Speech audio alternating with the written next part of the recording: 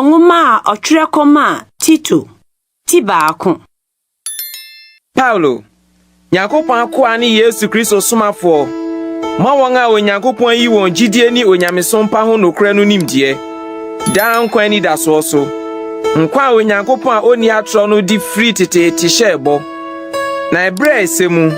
oyi na semu agi asenka wonam ya agi nkwa Nyankopon hyeso di hye me nsa no mu di koma Tito me ba pagidie kro no afem adom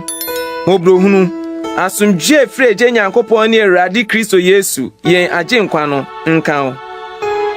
yen ti na mede wo migya Kreta na wo asiesie ni oma aka no pepepe na wo asisi kro bia so mpanimfo sede me hye wo no de ne hu ni asembie oyire ba akukuna owo magidifo a wonti ahohwie anaso odin ka won ho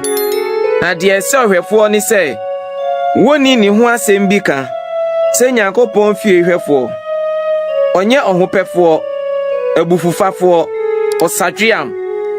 pupo ana odifripefo amom ope ahohwe ope papa na dwene mute otene ne hote neni kanse osono kwase no musade wo kire no no na otumi di nkyerɛkyerɛ pa no atufo na woyi akyinnyigifo aten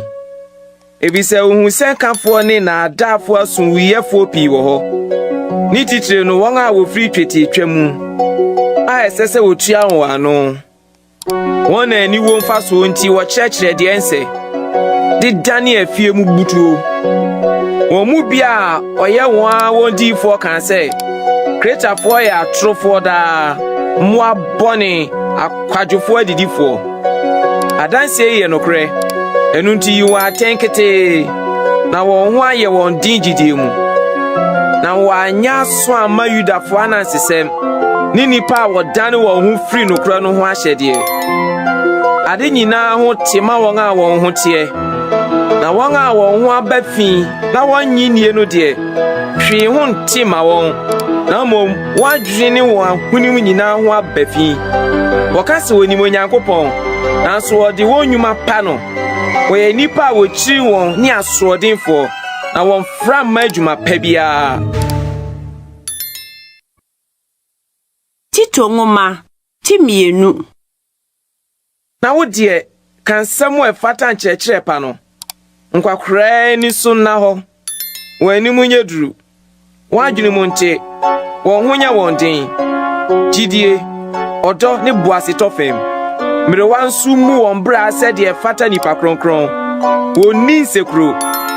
wonye asadweam won kyerɛkyerɛ nsempa na wode atema ba adwene mu ama wado won krunom ne won ma na wadwene adwenpa ahwɛ won ho so aye won afiefi yie aye adefo